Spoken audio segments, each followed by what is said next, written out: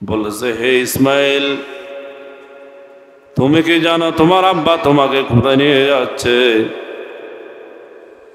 বলে, না, জানি না। শয়তান বললেছেন, আল্লাহর পক্ষ থেকে হুকুম হয়েছে তোমাকে জবাই করার, তোমাকে তোমার আব্বা জবাই করার জন্য নিয়ে যাচ্ছে। হযরত ইসমাইল আলাইহিস সালাম শয়তানকে বললেন, আল্লাহর পক্ষ থেকে যদি হুকুম হয় তাহলে এর চেয়ে বড় ভাগ্যবান আর কে হতে পারে যে আমাকে আল্লাহ পাক রব্বুল আলামিন জবাই করার জন্য কবুল করেছে। এর চেয়ে সৌভাগ্য আর কোনো ব্যক্তির জন্য হতে পারে না।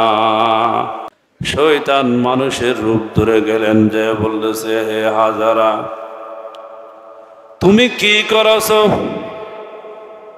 তোমার সন্তানকে তো সুন্দর করে সাজায় দিলা, গোসল করায় দিলা।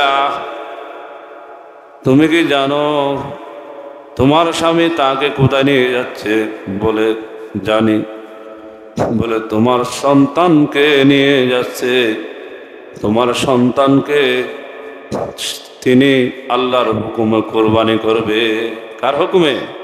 আল্লাহর পক্ষ থেকে ওয়ার্ডার হয়ে গেছে কোরবানি করার। তখন হযরত হাজার আলাইহিস সালাম ইবলিস শয়তানকে বললেন, এই ইবলিস শয়তান, তোমার কি সমস্যা? আল্লাহর পক্ষ থেকে যদি হুকুম হয়ে যায় আমার সন্তানকে কুরবানি করার, তুমি কি বাধা দেওয়ার? এর চেয়ে ভালো কাজ আর কি হতে পারে যে আমার সন্তানটাকে আল্লাহ পাক রব্বুল আলামিন জবাই করার জন্য কবুল করেছেন। এর চেয়ে সৌভাগ্য আর কি হতে পারে? হে শয়তান, তুই তো আসল শয়তান, তুই তো অভিশপ্ত শয়তান। তোর উপর আল্লাহ লানত, তোর কথা মানা যাবে না। এই কথা বলার পরে শয়তান যখন হযরত হাজার আলাইহিস সালামের কাছে ফসরা পায় নাই, তখন আবার তাড়াতাড়ি চলে গেলেন ইসমাইল আলাইহিস সালাম ও ইব্রাহিম আলাইহিস সালাম পিছে। तुझको जो सबसे ज्यादा हूँ आज़ीज़, तुझको जो सबसे ज्यादा हूँ आज़ीज़, कर दे मेरी राह में कुर्बानी वसीद, कर दे मेरी राह में कुर्बानी वसीद। अब जगा फरजंद के एक गोशपन, अब जगा फरजंद के एक गोशपन, ज़बह कर तू है यही मुझको पसंद, ज़बह कर तू है यही मुझको पसंद। अल्हम्दुलिल्लाह, আমরা সকলে মহান আল্লাহ পাকের দরবারে লাখো কোটি শুকরিয়া আদায় করি যে মহান আল্লাহ পাক রব্বুল আলামিন আপনাকে আমাকে দুনিয়াবি সমস্ত কাজকর্ম থেকে বিরত রেখে আল্লাহ পাকের ঘরে বেহেশতের বাগানে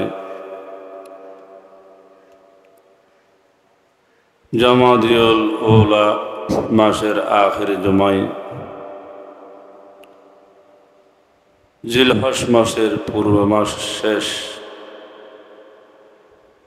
যেটাকে বলা হয় জুলকাদা বলা হয়, অনেকে এই কথা বলে। তাহলে আল্লাহ পাক যে আমাকে আপনাকে জুলকাদা মাসের আখির জুমায় আসার বসার বয়ান শোনার জন্য যে আল্লাহ পাক তৌফিক দান করেছে, আমরা সকলে মহান আল্লাহ পাকের দরবারে কালিমাতুশ শুকর আদায় করি। সকলে বলে আলহামদুলিল্লাহ। যেহেতু আমাদের অতি নিকটে কুরবান চলে এসেছেন, আমরা অনেকে জানি কয় তারিখ, অনেকে জানি না। জিলহজ মাসের শুরু থেকে নিয়ে 10 তারিখ পর্যন্ত অনেকগুলো আমল আছে। বেশি বেশি কোরআন তেলাওয়াত করা, জিকির করা।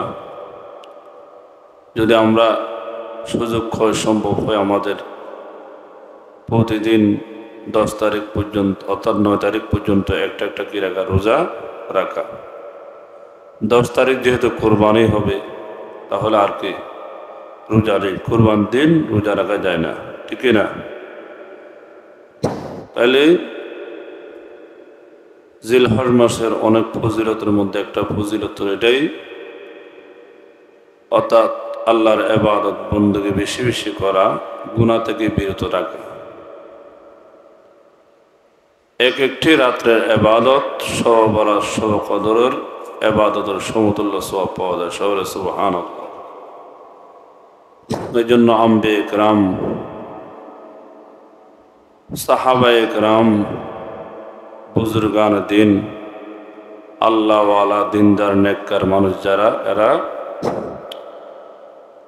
জিলহজ মাসের 1 তারিখ থেকে নিয়ে 9 তারিখ পর্যন্ত আল্লাহর বেশি বেশি ইবাদত করে, কোরআন তেলাওয়াত করে, জিকির করে এবং সাথে রোজা রাখে। তাহলে আমরা যারা শুনেছি জেনেছি, ইনশাআল্লাহ আমরা আমল করার চেষ্টা করব। ওমা তৌফিক ইল্লা বিল্লাহ।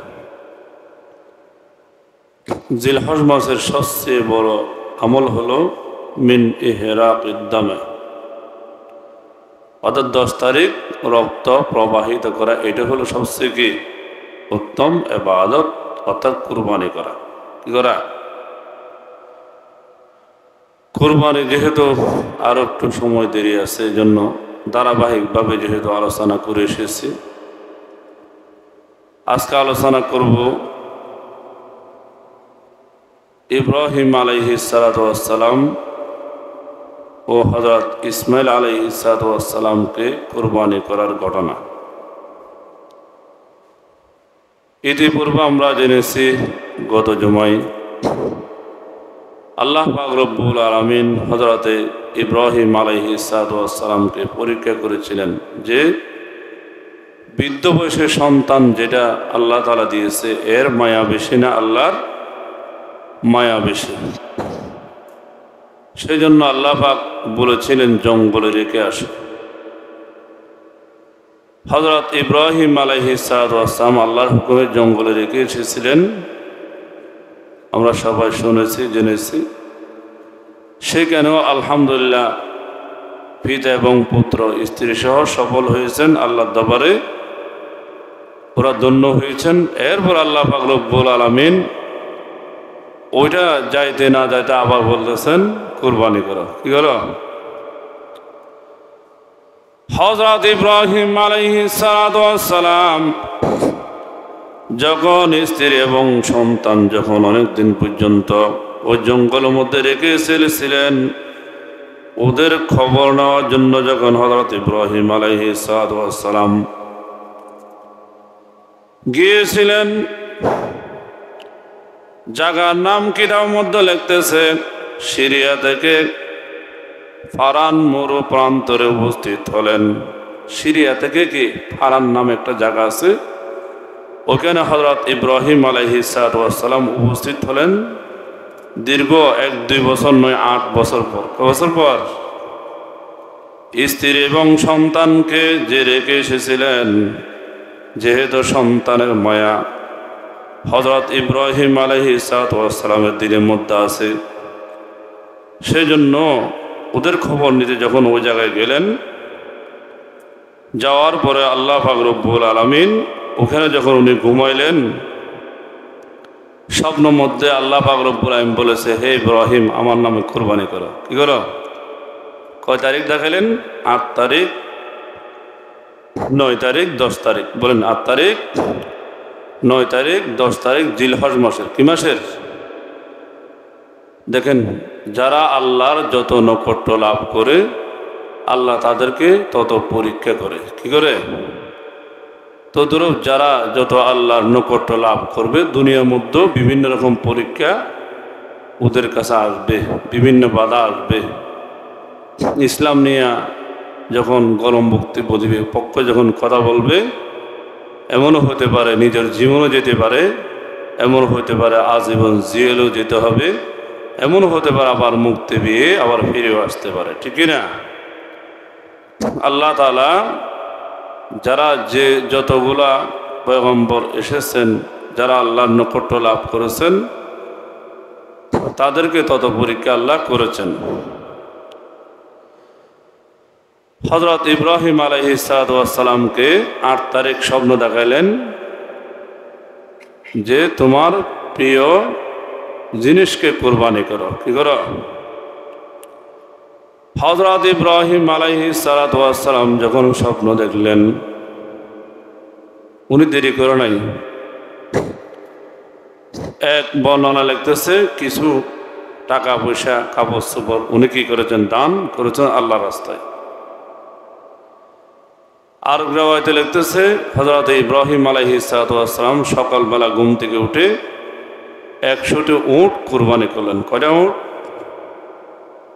এরপরে সারাদিন ইব্রাহিম আলাইহিস সালাম বিভিন্ন সন্ধ্যার মধ্যে দিন কাটালেন, যেটা বলা হয় ইয়মুত তরবিয়া। কি বলা হয়? এরপরে যখন রাতটা আবার হযরত ইব্রাহিম আলাইহিস সালাম ঘুমিয়ে গেলেন, আবার স্বপ্নের মধ্যে দেখাইলেন আল্লাহর নামে তোমার প্রিয় জিনিসকে কুরবানি করো।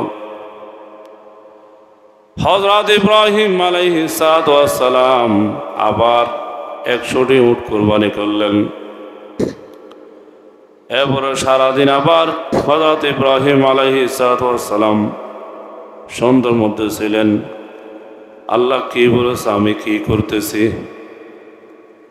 আবার যখন রাত্রে ঘুমিয়ে গেলেন, ঘুমানোর পরে স্বপ্নের মতো দেখলেন তোমার সবচেয়ে প্রিয় বস্তুকে আল্লাহর নামে কুরবানি করো। তখন হযরত ইব্রাহিম আলাইহিস সালাম ঘুম থেকে উঠে অনেক চিন্তা করলেন আমার সবচেয়ে প্রিয় বস্তু কি হতে পারে। কি তখন চিন্তা করে দেখলেন আমার সবচেয়ে প্রিয় বস্তু পৃথিবীতে আর কেউ নেই, একমাত্র প্রিয় বস্তু আছে আমার ইসমাইল। কে? এই কথা ইব্রাহিম আলাইহিস সালামের অন্তরের মধ্যে নিঃসন্দেহভাবে জানা হয়ে গেল। আর রিওয়ায়াতে লিখতেছে আল্লাহ পাক রব্বুল আমিন ডাইরেক্ট বলেছেন ইসমাইলকে জবাই করো। কি করো? হযরত ইব্রাহিম আলাইহিস সালামের এই স্বপ্নের ঘটনা কবি বলেছেন খ্বাব মে দেখা খলিলুল্লাহ নে, খ্বাব মে দেখা খলিলুল্লাহ নে, হুকম কুরবানি দিয়া আল্লাহ নে, सुबह को उड़ कर बादाबे तमाम कर दे सूड कुरबानी हक नाम। যখন হযরত ইব্রাহিম আলাইহিস সালাম রাত্রে স্বপ্ন দেখলেন যে আল্লাহ পাক রব্বুল আলামিন আমাকে কুরবানির হুকুম করেছেন, সকালবেলা উঠে আর দেরি করে নাই, সাথে সাথে 100টি উট আল্লাহর নামে কুরবান করলেন। শহরে সুবহানাল্লাহ। বলো হুজুর স্বপ্নে দেখলে কি আবার কুরবান করতে হয়নি? স্বপ্ন তো অনেক কিছু আমরা দেখি। আমি দেখলাম আমি আমার ঘরে শুয়ে আছি, আমি এখান থেকে আমার বাড়ি কুমিল্লার মধ্যে যা আছে সব কিছু দেখেছি। আবার এখান থেকে ঢাকা চলে গেলাম, অনেক কিছু দেখলাম। যখন আমি ঘুম থেকে উঠলাম দেখতেছি আমি আমার নিজের বিছানায় আছি। কোথায় আছি? অথবা দেখতেছে ঘুম, সে নিজের ঘরের মধ্যে ঘুমাইলেন, সে দেখতেছে ওই কাজগুলা করেছে, এই জিনিসগুলা সে এনেছে। আমরা দেখি কিনা? বিভিন্ন কিছু আমরা দেখি, বিভিন্ন কিছু স্বপ্নের মধ্যে করে ফেলেছি। বাস্তবতা ঘুম থেকে উঠে দেখা যায় আমি কিন্তু সব জায়গায় ঘুরেছি, ওই জায়গায় আমি নেই। অনেক কিছু ক্রয় করেছি কিন্তু আমার কাছে কোনো জিনিসই নেই। ঘুম থেকে উঠে যখন জিনিসগুলো তালাশ করে কোনো জিনিস পাওয়া যায় না, ঘুম থেকে যখন আমি উঠে দেখি আমি ওখানে গিয়েছি, দেখা যায় আমি ওই জায়গায় নয়, আমি নিজের জায়গায় আছি। হয় কি না? ওগুলো আমাদেরও ঘটে, আপনাদেরও ঘটে। একদিন আমি স্বপ্ন দেখতেছি, এগুলো অনেক সময় ফজর নামাজের আযান যখন হয় শয়তান কি করে নামাজ থেকে বিরত রাখার জন্য বিভিন্ন জায়গায় ঘোরাই, ওই সময় বেশিগুলো বেশি স্বপ্ন দেখা যায়। দেখতেছি আমি মক্কা শরীফ, মদিনা শরীফ সব জায়গায় ঘুরতেছি, বুঝলেন নাই মামা, এদিক দিয়ে আজান দিছে, আমার খবর নাই, যায় ডাকতেছে আঙ্কেল নাকি ওই মেয়ে ডাকছে, যায় হুজুর হুজুর ওঠেন নামাজের টাইম হয়েছে। তখন উঠছি দেখতে কিরি এখানে আমার ডাকে, আমি তো গেনে কোথায় মক্কা শরীফ মদিনা শরীফ, আবার আমার কিভাবে ডাকে কথা বলছেন। এইরকম স্বপ্ন আমরা দেখি। তাহলে আমাদের স্বপ্ন আর ওদের স্বপ্নের মধ্যে বেশ কম আছে। পয়গম্বরদের স্বপ্ন হলো ওহী, বলেন পয়গম্বরদের স্বপ্ন ওহী। ঘুমাইলে স্বপ্ন দেখলে সেটা ওহী, কিন্তু আমরা চেতনা দেখলে ওহী না, বলেন। ওহীর দরজা আমাদের জন্য আল্লাহ পাক খোলা রাখে নাই, কোনো ওলি কেরামকে আল্লাহ ওহী দেয় নাই, দিছেনি? যতগুলো ওলি বলেন, পীর বলেন, মুর্শিদ বলেন, বাবা বলেন, মাজারওয়ালা বলেন, যে বলেন না কেন, কাউকে আল্লাহ পাক রব্বুল আলামিন জিবরিল মারফত ওহী দেয় নাই। ওদের স্বপ্নের মধ্যে কি আছে? ভুল আছে, কিন্তু পয়গম্বরদের স্বপ্নের মধ্যে ভুল নেই। পয়গম্বরদের স্বপ্ন ওহী। এই জন্য স্বপ্ন দেখলে ওদের বাস্তবায়ন করতে হয়, করতে হয়। আর আমরা স্বপ্ন দেখলে বাস্তবায়ন করতে হয় না। কিছু স্বপ্ন সত্য হয়, কিছু আমাদের কি হয় মিথ্যা, বেশিরভাগ মিথ্যার মধ্যে আমাদের স্বপ্নগুলো থাকে। নিশিরাত্রের স্বপ্ন সত্য, কিন্তু আপনি স্বপ্ন সত্য দেখবেন কিভাবে? আপনি তো নামাজে পড়েন না, আপনি তো সুন্নত মতো ঘুমান না, পেশাব করে পানি নেন না, উজু করেন না, ঘুমানোর পরে শরীর নাপাক থাকে, অথবা ওইখানে আমরা বায়ু ছাড়ি, অথবা আমাদের অনেকের বিছানা নাপাক থাকে, বাচ্চার পেশাব থাকে, বিভিন্নভাবে নাপাক হয়ে যায়। তাহলে আপনি ভালো স্বপ্ন কিভাবে দেখবেন? ঠিক কিনা? আর পয়গম্বর তা ঘুমাই দেন উজু করে, নামাজ পড়ে, আবার ঘুমানোর সময় জিকির করতেন, আল্লাহর ইবাদত করতেন। আমরা কয়জনে করি? ঠিক কিনা?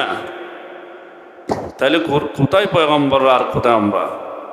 আকাশ আর ফাতাল ব্যবধান, ঠিক কিনা? তাহলে ওদের সাথে আমাদের কোনো তুলনাই নেই, হতে পারে না। তাহলে পয়গম্বরের স্বপ্ন ওহী বিদায় বাস্তবায়ন করতে হচ্ছে। আবার আল্লাহ তাআলা কোরআনেও বলেছেন, খুলে বলেছেন, শুধু স্বপ্ন দেখাচ্ছে এটা না, আবার কোরআনও আল্লাহ কি করছেন বলে দিয়েছেন। কি বললেন? ফালাম্মা বালাগা মাহু সায়া قال إني أرى في المنام أني أصبحك فانظر ماذا ترى قال يا أبت افعل ما تؤمر ستجدني إن شاء الله من الصابرين। তাহলে কোরআনও আল্লাহ বলে দিয়েছেন স্বপ্ন কি বরাবর। তাহলে স্বপ্ন কোরআনের সাথে মিল হয়েছে। কি হয়েছে? যে স্বপ্ন কোরআন এবং হাদিসের সাথে মিল থাকবে সেটা সত্য। সেটা কি? যেমন নাকি আমাদের মধ্যে অনেকে বলে আমি নবীকে দেখছি, কি বলে, অথবা গোপন রাখে অনেকে, অনেকে আবার গোপন রাখতে পারে না, কথা বুঝেন। আর যে ব্যক্তি নবীকে দেখছে সে কি নামাজ না পড়িয়া ঘুমায় থাকতে পারে? যে ব্যক্তি নবীকে স্বপ্ন যুগে দেখেছে সে কখনো হারাম খেতে পারে না, সে কখনো মিথ্যা বলতে পারে না, সে কখনো গুনাহ করতে পারে না। বলেন কেন? নবীকে দেখেছে। নবীকে যারা তারা দেখা দেবে। মান রাআনি ফিল মানামি ফাকাদ রাআনি ফাইন্না শাইতানা লা ইয়াতামাসসালু ফি সূরাতি। আল্লাহর হাবিব বলেন যে আমাকে স্বপ্ন যুগে দেখেছে সে অবশ্যই আমাকে দেখেছে, কারণ শয়তান আমার আকৃতি ধরতে পারে না। সবাই সুবহানাল্লাহ। শয়তান আল্লাহ এবং নবীর আকৃতি ধরতে পারে না, তাহলে আল্লাহ তাআলা ওই রকম পাওয়ার শয়তানকে দেয় না। সবাই সুবহানাল্লাহ। দেখেন, তাই নবীকে দেখলে সে কি হয়ে যাবে? পরিবর্তন হয়ে যাবে। যারা হজ করতে যায় হালাল টাকা নিয়ে, হজ যদি কবুল হয় আসার পরে ভালো হয়ে যায়, পাক্কা মুসল্লি হয়ে যায়, দানশীল হয়ে যায়, কথাবার্তা নম্র হয়ে যায়, ভদ্র হয়ে যায়, ঠিক কিনা? তাহলে ঘটনা ওটা বোঝার জন্য এতগুলো কথা বলা, ঠিক কিনা? তাহলে আসল মূল ইতিহাস তাইলে হযরত ইব্রাহিম আলাইহিস সালামের আল্লাহর মায়া বেশি না সন্তানের মায়া বেশি? আল্লাহ তাআলা পরীক্ষা করার জন্য হযরত ইব্রাহিম আলাইহিস সালামকে কুরবানি করতে বললেন। ইব্রাহিম আলাইহিস সালামও স্বপ্নকে বাস্তবায়ন করার জন্য আল্লাহু আকবার স্ত্রীর সাথে আলাপ করে, কার সাথে? হাজারা আলাইহিস সালামের সাথে আলাপ করলেন যে আল্লাহর পক্ষ থেকে হুকুম হয়েছে সন্তানকে সুন্দর করে গোসল করে দাও, কাপড় চোপড় পরে দাও, আল্লাহ রাস্তায় কুরবানি করতে আমি নিয়ে যাব। পয়গম্বর ইব্রাহিম আলাইহিস সালাম 10 তারিখ আর দেরি করে নাই, স্ত্রীর সাথে পরামর্শ করে আল্লাহর হুকুমে কুরবানি দেওয়ার জন্য গোসল করাইয়া স্ত্রীর মাধ্যমে কাপড় পরাইয়া কুরবানির স্থানে যাওয়ার জন্য সন্তানকে নিয়ে রওনা হয়ে গেল। কিন্তু সন্তানকে এখনো বলে নাই। কি করে নাই? সন্তানকে এখনো বলে নাই। স্ত্রীকে বলছেন, স্ত্রী দেরি করে নাই। সাদায় যখন দিছে ইব্রাহিম আলাইহিস সালাম যখন রওনা আরম্ভ করলো, তখন হযরতে হাজারা আলাইহিস সালামের কাছে শয়তান মানুষের রূপ ধরে গেলেন, যে বলতেছে, হে হাজারা, তুমি কি করছো? তোমার সন্তানকে তো সুন্দর করে সাজায় দিলা, গোসল করায় দিলা, তুমি কি জানো তোমার স্বামী তাকে কোথায় নিয়ে যাচ্ছে? বলে, জানি। বলে, তোমার সন্তানকে নিয়ে যাচ্ছে। তোমার সন্তানকে তিনি আল্লাহর হুকুমে কুরবানি করবে। কার হুকুমে? আল্লাহর পক্ষ থেকে ওয়ার্ডার হয়ে গেছে কুরবানি করার। তখন হযরত হাজারা আলাইহিস সালাম ইবলিস শয়তানকে বললেন, এই ইবলিস শয়তান, তোমার কি সমস্যা? আল্লাহর পক্ষ থেকে যদি হুকুম হয়ে যায় আমার সন্তানকে কুরবানি করার, তুমি কি বাধা দেওয়ার? এর চেয়ে ভালো কাজ আর কি হতে পারে যে আমার সন্তানটাকে আল্লাহ পাক রব্বুল আলামিন জবে করার জন্য কবুল করেছেন, এর চেয়ে সৌভাগ্য আর কি হতে পারে? হে শয়তান, তুই তো আসল শয়তান, তুই তো অভিশপ্ত শয়তান, তোর উপর আল্লাহ লানত, তোর কথা মানা যাবে না। এই কথা বলার পরে শয়তান যখন হযরতে হাজারা আলাইহিস সালামের কাছে ফসর পায় নাই, তখন আবার তাড়াতাড়ি চলে গেলেন ইসমাইল আলাইহিস সালাম ও ইব্রাহিম আলাইহিস সালাম পিছে ছুটছে। সন্তান যেহেতু ছোট, তাহলে বাবার সাথে সন্তান হেঁটে কখনো পারবে না। পারবেন? একটু অবশ্যই বাবার হাঁটা একটু লম্বা হবে, সন্তানের হাঁটাটা একটু ধীরে হবে, যেহেতু হেঁটে হেঁটে যাচ্ছে। ও মুসলমান জাতি, এই সন্তান এবং বাবাকে ধোঁকা দেওয়ার জন্য শয়তান পথে যখন ছুটছে গিয়ে হযরতে ইসমাইল আলাইহিস সালামের রাস্তা বন্ধ করে দিলেন। বলেছে, হে ইসমাইল, তুমি কি জানো তোমার আব্বা তোমাকে কোথায় নিয়ে যাচ্ছে? বলে, না, জানি না। শয়তান বললেছেন, আল্লাহর পক্ষ থেকে হুকুম হয়েছে তোমাকে জবাই করার, তোমাকে তোমার আব্বা জবাই করার জন্য নিয়ে যাচ্ছে। হযরতে ইসমাইল আলাইহিস সালাম শয়তানকে বললেন, আল্লাহর পক্ষ থেকে যদি হুকুম হয় তাহলে এর চেয়ে বড় ভাগ্যবান আর কে হতে পারে যে আমাকে আল্লাহ পাক রব্বুল আলামিন জবাই করার জন্য কবুল করেছে। এর চেয়ে সৌভাগ্য আর কোনো ব্যক্তির জন্য হতে পারে না। সবাই সুবহানাল্লাহ। তোমার কেন এত ব্যথা? তোমার কেন এত মাথা ব্যথা? যখন এই কথা বললেন, শয়তান আর প্রশ্রয় পায় নাই, সেখান থেকে চলে গেলেন। এরপরে আবার বাবার সামনে গিয়ে দাঁড়িয়ে গেলেন, রাস্তা বন্ধ করে দিলেন। যে পিতা কি কখনো নিজের সন্তানকে জব করতে পারে? তুমি সন্তানকে নিয়ে কোথায় যাও? পয়গম্বর বলতেছে আল্লাহর পক্ষ থেকে হুকুম হয়েছে কোরবানি করার জন্য আমার সন্তানকে নিয়ে যাচ্ছি। শয়তান বলে এভাবে দাঁড়ায় আছে, বুঝো নাই? ইব্রাহিম আলাইহিস সালাম আর দেরি করে নাই, 7টি কঙ্কর নিয়ে হযরত ইব্রাহিম আলাইহিস সালাম ইবলিস শয়তানের গায়ের মধ্যে নিক্ষেপ করলেন। কি বলে? আল্লাহু আকবার, আল্লাহু আকবার, লা ইলাহা ইল্লাল্লাহু, আল্লাহু আকবার, আল্লাহু আকবার, লিল্লাহিল হামদ। বলেন আল্লাহু আকবার, আল্লাহু আকবার, লা ইলাহা ইল্লাল্লাহু, আল্লাহু আকবার, আল্লাহু আকবার, লিল্লাহিল হামদ। এটা পরে 7টি কঙ্কর আল্লাহর প্রিয় নবী হযরত ইব্রাহিম আলাইহিস সালাম শয়তানের শরীরের মধ্যে নিক্ষেপ করলেন। জুমরাইওলা এটার নাম। শয়তান সেখান থেকে চলে গেলেন। আবার কিছু দূরে যাওয়ার পর আবার রাস্তা ব্লক করলেন। আবার হযরত ইব্রাহিম আলাইহিস সালাম 7টি কঙ্কর নিক্ষেপ করলেন, শয়তান চলে গেল। আবার কিছু দূর যাওয়ার পরে মিনা ময়দানে যাওয়ার আগে আবার শয়তান রাস্তা ব্লক করে দিলেন। হযরত ইব্রাহিম আলাইহিস সালাম আবার 7টি কঙ্কর শয়তানের গায়ে নিক্ষেপ করলেন, শয়তান চলে গেলেন। সবাই সুবহানাল্লাহ।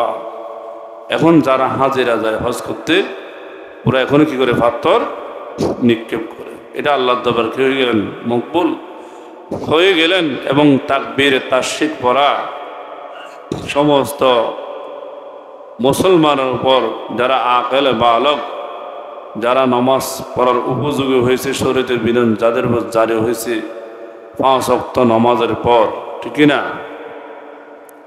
9 তারিখ থেকে নিয়ে ফজর থেকে নিয়ে 13 তারিখ আসর পর্যন্ত তাকবীরে তাশরিক পড়া ওয়াজিব করেছে। সবাই সুবহানাল্লাহ। এটা আল্লাহর দরবারে গ্রহণযোগ্য হয়ে গেছে, যার কারণে আমাদের এটা পড়তে হয়, ঠিক না? এরপরে হযরত ইব্রাহিম আলাইহিস সালাম সন্তানকে নিয়ে আল্লাহু আকবার কুরবানের স্থানের মধ্যে পৌঁছে গেলেন। এই যে রাস্তার মধ্যে শয়তান ডিস্টার্ব করছে, এ সম্পর্কে কবি বলেছেন, রাহ মে শৈতান कहने लगा ज़बह करने बाब तुझको ले चला, तब लगे इब्लीस से ये कहने के अब मारता है कब कोई बेटे को बाप, फिर तो यूं बुलाओ इब्लीस लाइन है यही अब हुक्म रब्बुल आलमीन, बोले वो कर है यही फरमान हक, ऐसे जाने लग हूँ कुर्बान हक, आजे बेहतर से बाशदर जहानम, आजे बेहतर से बाशदर जहानम के कुर्बान खुदा वंदसत जानम, जो कुर्बानम बराए किरदगारास, जो कुर्बानम बराए किरदगारास, তোরা আইলানতে বা মঞ্চে কারাস, তোরা আইলানতে বা মঞ্চে কারাস। আল্লাহু আকবার। কই বলেছেন হযরত ইসমাইল আলাইহিস সালামের শেয়ার কি বলেছে? শয়তানকে তুমি যে বলছো আল্লাহ আমার আব্বা আল্লাহর হুকুমে আমাকে জবাই করার জন্য নিয়ে যাচ্ছে, তাহলে তোমার কি সমস্যা? যদি আল্লাহ যদি হুকুম হয়ে থাকে, এইরকম 1 জানো লাখও জান যদি আল্লাহর দরবারে কুরবান হয়, এর ফলও ভালো। সবলে সুবহানাল্লাহ। আজি বেতর সেবা সদর জাহানম কে কুরবানে খুদা ওয়ান্দসত জানম, এর সে ভালো কাজ আর কি হতে পারে যে আমার জান আল্লাহর রাস্তায় কুরবান হবে। সবলে সুবহানাল্লাহ। जो कुर्बानम खुदाए किरदगारास, তোরা এলানতে বা মঞ্চে কারাস, যদি কুরবানি যদি আল্লাহর জন্য হয়, হে লানতকৃত শয়তান তোমার কি সমস্যা? বলেন তোমার কি সমস্যা সে ভালো কাজ আর হতে পারে না। এরকম একটা জান নয়, লাখো জান যদি আল্লাহর দরবারে কুরবানি হয় তাহলে কোনো কিছু আসা যায় না। সব বলে সুবহানাল্লাহ। এরপরে হযরত ইব্রাহিম আলাইহিস সালাতু ওয়াস সালাম যখন কুরবানির স্থানে উপস্থিত হয়ে গেলেন মিনার ময়দানে, কোন জায়গায়? যেখানে বর্তমানে হাজিরা কি করে কুরবান করে বলেন? আপনারা যারা গেছেন, কেউ গেছেন এখানে?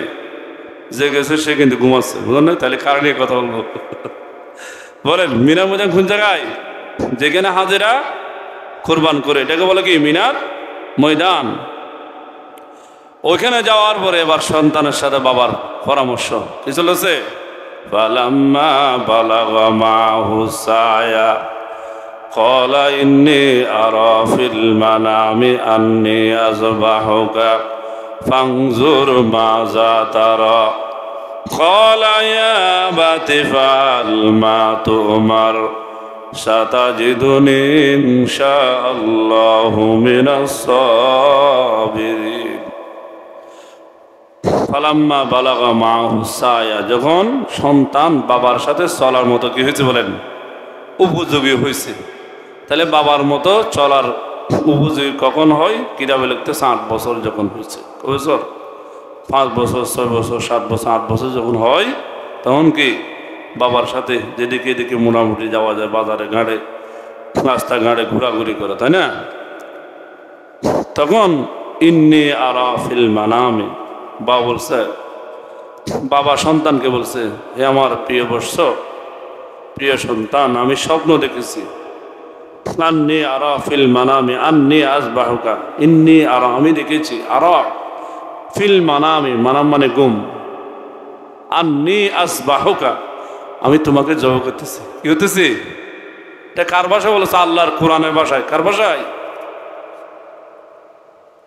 তখন শয়তান বললেন, ক্বালা ইয়া আবাতি ফাআল, দেখেন কেমন বাবা, কেমন সন্তান। বাবার মুখ থেকে শুনতে সন্তান দেরি হয় নাই, তখন কি বলেন? ক্বালা ইয়া আবাতি ফাআল মা তু'মার সাতাজিদুনি ইনশাআল্লাহু মিনাস সাবিরিন। হে আমার আব্বা জান, আপনার কাছে আল্লাহর পক্ষ থেকে যে হুকুম হয়েছে আপনি ওই কাজকে সম্পন্ন করেন। কি করেন? বাস্তবায়ন করেন। আবার তিফাল মা তু'মার, যেটা আল্লাহর পক্ষ থেকে হুকুম হয়েছে, সাতাজিদুনি ইনশাআল্লাহু মিনাস সাবিরিন। হে আমার আব্বা জান, আপনি আমাকে ধৈর্যশীলদের মধ্যে পাবেন, ধৈর্যশীল পাবেন। সবে সুবহানাল্লাহ। তাহলে কেমন বাবা, কেমন সন্তান, যেমন পয়গম্বর তেমন স্ত্রী, তেমন সন্তান আল্লাহ তাআলা মিলাইছে। বর্তমান যুগের সন্তানকে যদি বাবা বলে, বাবা যখন সন্তানের সাথে পরামর্শ করে যদি এই কথা বলে যে তোমাকে আল্লাহ জবাই করার জন্য বলেছে, কোনো সন্তান রাজি হবে? বলে তুমি মনে হয় উল্টা দেখছো। কি দেখছো? তোমাকে জবাই করতে বলছো মনে হয়, আমাকে না। তুমি আমারও জবাই করতে বলতেছ। বলেন, এই ঘটনা ঘটছে। এখন বর্তমানে সন্তান বাবার থেকে আঙ্গুল তুলে তুলে কথা বলে, ঠিক কিনা? কেমন পয়গম্বর। এই জন্য আল্লাহর দরবারে দোয়া করতে হয়। কি করতে হবে? নেককার সন্তানের জন্য দোয়া চাইতে হয়। আমরা তো দোয়া ছাড়া পেয়ে গেছি। কি ছাড়া? দোয়া ছাড়া পেয়েছি। পাওয়ার বড় সন্তানের পিছে কোনো মেহনত নাই। সন্তানকে আল্লাহওয়ালা বানার জন্য চেষ্টাই করি না, করিনি বলেন? সন্তানকে আল্লাহওয়ালা বানার জন্য চেষ্টাই করি না। সন্তান যখন একটু কথা বলতে পারে তখন মোবাইল লাগাই দিই, ঠিক কিনা? কি লাগাই? মোবাইলটা আবজাবে রেখে বাবার সাথে সন্তান কিভাবে বেয়াদবি করতে, ফেসবুকে, টুইটারে, ইউটিউবে, এইভাবে আরো টিকটকে দেখতেছে। বলে দেয় ওখানে মোবাইল, বলে সন্তান কাঁদে তো কাজ করতে পারে না, সন্তানকে দিয়ে ট্রেনিং দিচ্ছে। কি দিচ্ছে? পয়গম্বররা কি মোবাইল লাগাই দিচ্ছে নি? বলে হুজুর ওই যোগাযোগ ছিল না, থাকলেও ওরা দিত না। বলেন থাকলেও? আমরা কিন্তু এখন থেকে শিক্ষা দিচ্ছি, কোনো ইসলামের শিক্ষা আমরা দিচ্ছি না। যার কারণে সন্তান, যে সন্তানের আল্লাহর ভয় আছে, ইসলামের জ্ঞান আছে, মা বাবাও যদি সন্তানের সাথে মায়া মমতা দেখায়, আচার ব্যবহার যদি মা বাবারও ভালো হয়, সন্তানও যদি ভালো হয়, তাহলে ঝগড়া হবে না। কখনো মা সন্তান মাকে বাবাকে পিড়াইবে না, ঠিক কিনা? কারণ আমাদের এগুলো গড়ার একমাত্র কারণ হলো আমার ভিতরে ইসলাম নেই, সন্তানের ভিতরে ইসলাম নেই, দুই আগুন লেগেছে, যার কারণে আজকে বাবাকে সন্তান হত্যা করে, ঠিক কিনা? অসব সন্তানকে বাবাকে হুকুম করেছে আল্লাহ সন্তানকে জবাই করতে। এখন আল্লাহর হুকুম বাস্তবায়ন করার জন্য চলে গেছে, সন্তানও রাজি হয়ে গেছে, ঠিক কিনা? এই যুগে যদি এরকম যদি আল্লাহর হুকুম হইতো, সন্তান আর দেরি করতো না, বলে আমারও জবাই করবি, তোরা আগে লই, তোরা আগে কি বল, দেখ কেমন আমাকে বর করতেছে, বলো সালে আমার খানা দিস না, কাপড় দিন না, এই কথা বলছিস কেন? কি বলতো? তাহলে জন্ম দিছিস কেন? এই কথা কিন্তু বলে ফেলতো, ঠিক কিনা? বলে কিনা বর্তমানে? জবাই তো দূরে করা, একটু থেকে একটু যদি সামান্য কিছু হয়, টাকা পয়সায় যদি সমস্যা হয়, যে কোনো ক্ষেত্রে যদি একটু হালকা সমস্যা হয়, তখন বাবার সামনে মায়ের সামনে সন্তান আঙ্গুল তোলে করা বলে, ঠিক কিনা? ওসা আল্লাহ বলে ওয়ালা তাকুল্লাহুমা উফিউ ওয়ালা তানহারহুমা ওয়াকুল্লাহুমা কওলান কারীমা, ঠিক কিনা? মা বাবার সামনে উফ শব্দ করা যাবে না। করে কারা? কোন বিয়াদবরা করে? যাদের ভিতরে ইসলাম নেই, এরাই করে। অথবা মা বাবা সন্তান বড় যখন হবে, মা বাবার অবশ্যই আচরণ ব্যবহার চলা চরিত্র ওদের সামনে ভালো হইতে হবে, ঠিক না? আপনি যখন খারাপ আচরণ করবেন, ও যেহেতু ওই শিক্ষিত হয়েছে, অবশ্যই সে আপনাকে ধরে ফেলবে, আপনি বলতে দেরি সে জবাব দিতে দেরি করবে না, ঠিক না? এই জন্য আমাদের অবশ্যই সচেতন হতে হবে, যাহাতে ওদের সামনে আমাদের ওরকম ব্যবহার না হয়। যদিও ওরকম ওরা দেখতেছে ওদের চলা চরিত্র ওরকম, তাহলে আমরা ওদের থেকে দূরে থাকবো, ওদেরকে বয়কট করবো, ঠিক না? তারপরও নিজের পাগল অনেক সময় বাঁধিয়ে রাখতে হয়। কি করবেন? ধৈর্য ধরিয়া ভালোভাবে তালিম দিতে হবে, কোরআন শিক্ষা দিতে হবে, তাবলিগে পাঠাতে হবে। গরম মধ্যে মহিলা তাবলিগ আনিয়ে ওদেরকে বোঝাতে হবে, মহিলা হলে, পুরুষ হলে মাঝে মধ্যে সব বোঝাতে, মাঝে মধ্যে তাবলিগে, মাঝে মধ্যে ইস্তেমায়, মাঝে মধ্যে এখানে মাহফিলে, এভাবে বোঝাতে হবে। যখন ওরা শুনবে, জানবে আমি কি করতেছি, এগুলো তো বড় গুনাহ, তখন অবশ্যই যখন আল্লাহর ওদের ভিতর ভয় আসবে, বোঝ আসবে, তখন দেখবেন আলহামদুলিল্লাহ ভালো হয়ে যাবে, যদি আল্লাহ হেদায়েত করে। কে করে? তাহলে কেমন পিতা কেমন বাবা ভালো মতো বুঝেন। ক্বালা ইয়া আবাতি ফাল মা তুমার সাতাজিদুনি ইনশাআল্লাহু মিনাস সাবিরিন। তাহলে এই কথা যখন বলছে যে আমাকে ধৈর্যশীল পাবেন, কি পাবেন? তাহলে বাবার আর কোনো সমস্যা আছে?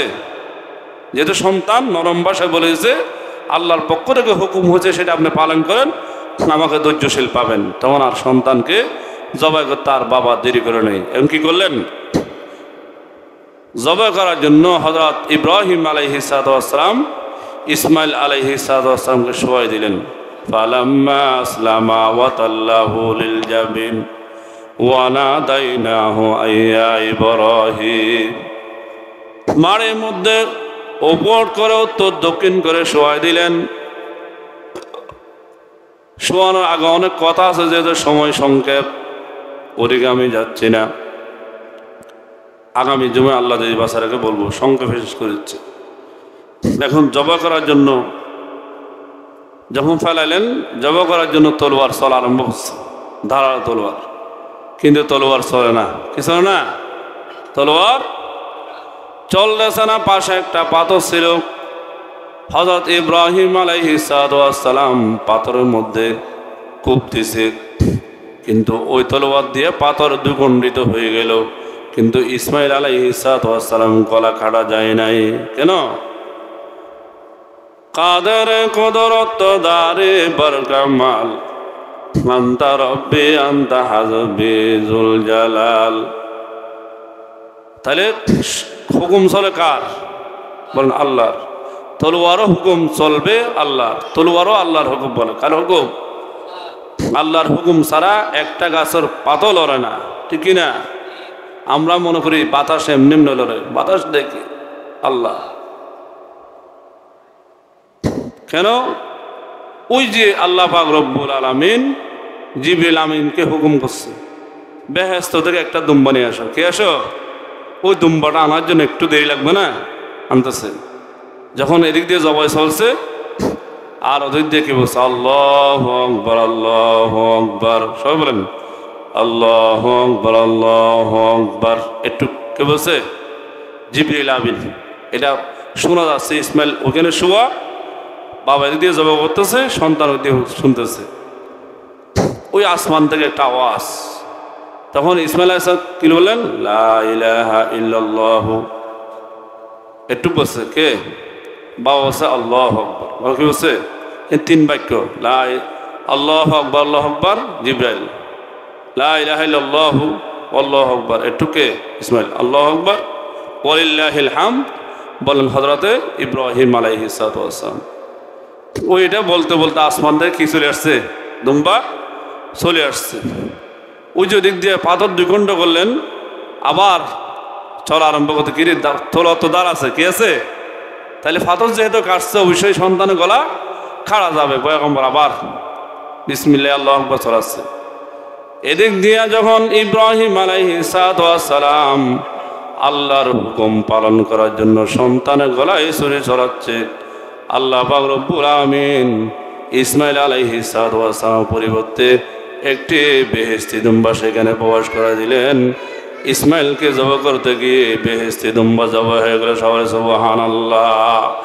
ওয়া ফাদাইনাহু বিযবহিন আযীম। আল্লাহ বলেন আমি জান্নাত থেকে একটা বড় দুম্বা আমি ইব্রাহিমের উপরে হারিয়ে দিয়েছি তোমাকে। সবাই বলে সুবহানাল্লাহ। আবু জাগাফর জন্দকে এক গোসপন, আবু জাগাফর জন্দকে এক গোসপন, জবে কর তো হে মুঝকো পসন্দ, জবে কর তো হে মুঝকো পসন্দ। হে ইব্রাহিম তোমার ছেলের পরিবর্তে এই দুম্বাকে জবাই করো, তোমার সন্তানের পরিবর্তে দুম্বা জবাই করা আমার দরবারে পছন্দনীয় হয়েছে কেন? কদ সাদ্দাকাতার রুয়া ইন্না কাযালিকা নাজজিল মুহসিনিন। আল্লাহ বলেন তুমি তোমার স্বপ্নকে বাস্তবায়ন করেছো, তুমি সত্য বরাবর প্রমাণিত করলা, বাস্তবায়ন করলাম। আমি এইভাবে যারা নেককার আল্লাহ ওয়ালা দিনদার, যারা আল্লাহর জন্য আল্লাহকে রাজি খুশি করার জন্য কাজ করে, যে কোনো নামাজ পড়ে কুরবানি করে, আমি আল্লাহর দরবারে কবুল হয়ে গেলে আমি আল্লাহ সেটার পরিবর্তে অন্য কিছু দিয়ে আমি সেটাকে কবুল করে নে। সবাই সুবহানাল্লাহ। আমি নেককারদেরকে পরহেজগারদেরকে এইভাবে আমি পুরস্কার দিয়ে পুরস্কৃত করে। সবাই সুবহানাল্লাহ। তাহলে আল্লাহর দরবারে ওই ইসমাইল আলাইহিস সালামের সন্তানের পরিবর্তে ওই দুম্বা যেটা আল্লাহ আব্বাস জবাই করলো, এটা আল্লাহর দরবারে কবুল হয়েছে। ইসমাইল আলাইহিস সালামের কোরবানি, ইব্রাহিমের কোরবানি কবুল হয়ে গেল। অর্থাৎ সন্তান আর দিতে হয় নাই, আল্লাহর পক্ষ থেকে আল্লাহ তাআলা নেককার বান্দাকে একটা হাদিয়া দিয়ে দিলেন। সবাই সুবহানাল্লাহ। আজকে যদি ইব্রাহিম আলাইহিস সালামের মাধ্যমে সন্তানকে যদি জবাই করা হয়ে যেত, তাহলে আজকে কিন্তু আমরা বিপদে পড়ে যাইতাম, ঠিক কিনা? আল্লাহ জানে কিনা? ইন্নাল্লাহা আলা কুল্লি শাইইন কাদির, ইন্নাল্লাহা আলা কুল্লি শাইইন কাদির। আল্লাহ পাক রব্বুল আমিন ইয়ালামু খায়নাতাল আয়ুনি ওয়া মা তুখফিস সুদূর। আমাদের অন্তরে কি আছে না আছে সব কিছু জানে কে? সহজভাবে জানে কে? আল্লাহ সব কিছু জানে। ও মুসলমান জাতি, তাইলে আল্লাহ জানে যে আখিরি জামানায় আমার বান্দারা, রসুল উম্মতরা মা বাবার কথা মানবে না।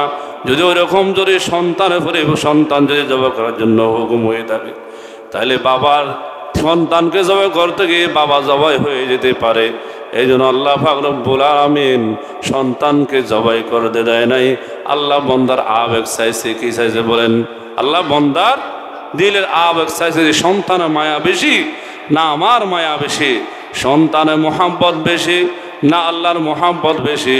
তাহলে পয়গম্বর ইব্রাহিম সন্তানের মায়া বেশি নয়, সেটা প্রমাণ করে দিলেন আল্লাহর মোহাব্বত পয়গম্বর অন্তরে বেশি, ঠিক কিনা?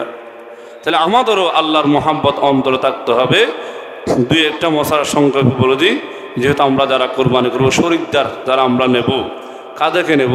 বলে হুজুর এখন বর্তমান তো আমাদের টাকার মধ্যে ভেজাল, কেউ মারে জুয়া, কেউ কি সুদের উপর, কেউ দোকানদারি করতেছি, কেউ কি চক্কা পরে টাকা কামায়, বলে এটা কি জুয়া হয়?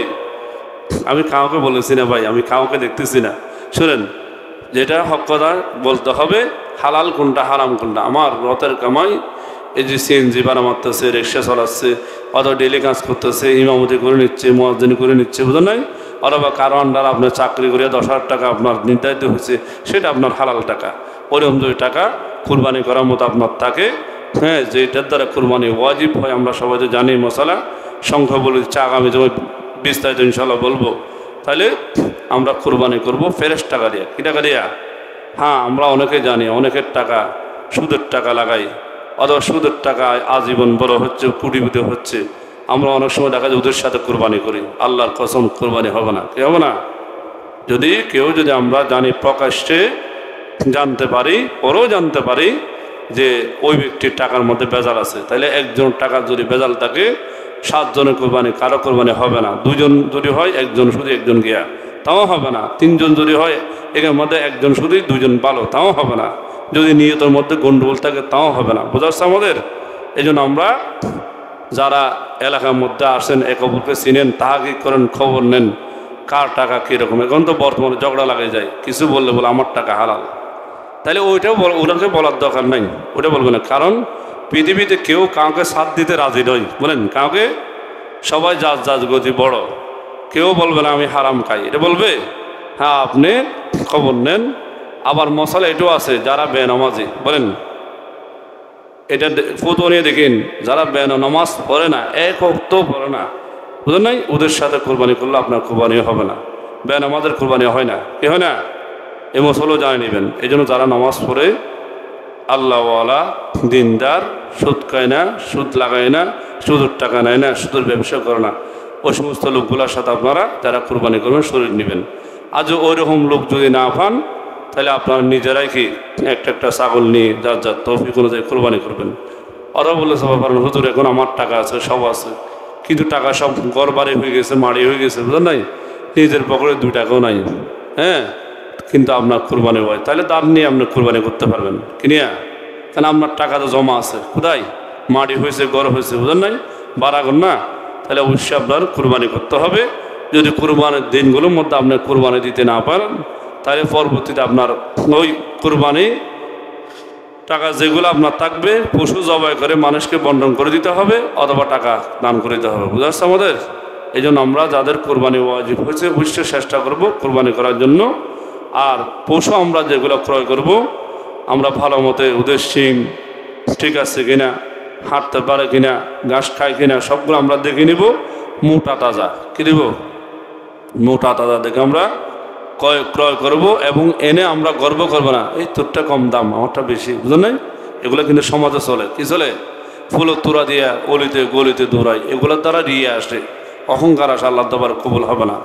কুরবানি করবে একমাত্র আল্লাহর জন্য। বলেন কার জন্য? ইন্না সলাতি ওয়া নুসুকি ওয়া মাহইয়ায়া ওয়া মামাতি লিল্লাহি রাব্বিল আলামিন। নিশ্চয় আমার নামাজ, আমার কুরবানি, হ্যাঁ, ওয়া নুসুকি ওয়া মা, আমার জীবিতকে, আমার মৃত্যুবরণ করা, সব কি কার জন্য? আল্লাহর জন্য। তাহলে এখান থেকে আমাদের তাকওয়া অর্জন করতে হবে। কুরবানির মধ্যে খুশু শিক্ষা দেয়, নিয়ত সহি শিক্ষা দেয়। এই জন্য আমরা নিয়তকে সহি করি। কে কি বলে না বলে আমার দেখার প্রয়োজন নাই। আমার ওয়াজিব না হলেও আমি করতে পারবো। বলেন ওয়াজিব যদি কারো না হয়, ফরজ না হয়, তাও করা যায় সোয়াবুর নিয়তে। কি নিয়তে?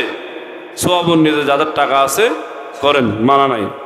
আরেকটা আমল বলে দিই, আমরা যারা কোরবানি করব অথবা করতে পারবো না, দুই পক্ষে আল্লাহ রসুল বলেন, এই যে জিলহজ মাসের চাঁদ উদিত হওয়ার আগে, অর্থাৎ যেদিন উদিত হবে এদিন থেকে নিয়ে কোরবানির জন্তুর গলায় ছুরি দেওয়ার আগ পর্যন্ত যারা এই আমলটি করবে, কি আমল? নখ কাটা, চুল কাটা, মুছ কাটা, আরও যা যা কাটা আছে আর কি, বুঝলেন নাই, এগুলো না কেটে যদি কোরবানির জন্তু জবাই করার পরে যদি কাটে, তাহলে যারা কোরবানি করতেছে, কোরবানি করে যে পরিমাণ সওয়াব পাবে, আপনি এগুলা কেটে আপনি সেই পরিমাণ সওয়াব পাবেন। সবাই সুবহানাল্লাহ। এই জন্য আমলটা করবেন। যাদের লম্বা হয়ে গেছে, হারামের পর্যায়ে পতন হয়ে গেছে, আমরা আজকে গিয়ে ফেলে দেবো। কারণ 8 তারিখ থেকে শুরু হবে 1 তারিখ। কয় তারিখ? আজকে 7 তারিখ। কয় তারিখ? আমি সেটাও বলেছি, 17 তারিখ ইংরেজি মাসের জুনের কোরবানি। দেখে নিন ক্যালেন্ডার, এখানে লেখা আছে, লাল একটা চিহ্ন দিয়েছে, বুঝলেন নাই? দেখিয়েন ওই দিন হলো জিলহজ মাসের 10 তারিখ। কয় তারিখ? বলেন জিলহজ মাসের 10 তারিখ 17 তারিখ পড়বে, বুঝলেন নাই? আরবি অনুযায়ী হবে কোরবানি, বুঝলেন নাই? তাহলে আমরা আজকে যাদের, কারণ সূর্য ডুবে গেলে আবার পারবেন না, বুঝলেন নাই? আমারও ফায়ারগুলো লম্বা হয়েছে, এগুলো সবগুলো আমরা কেটে ফেলবো ইনশাল্লাহ। কোরবানির জন্তু জবাই করার পর আবার কাটবো, কি বলেন? এই আমলটা করেন যাদের কোরবানি ওয়াজিব হয় নাই, যাদের কোরবানি ওয়াজিব হয়েছে অথবা ফরজ হয়েছে এরও করবেন, আর যারা কি কোরবানি দাতা নয় এরও করবেন। আল্লাহ সবাইকে আমল করার তৌফিক দান করুক। সবিল আমিন ওয়া আখিরু দাওয়ানা আলহামদুলিল্লাহি রাব্বিল আলামিন।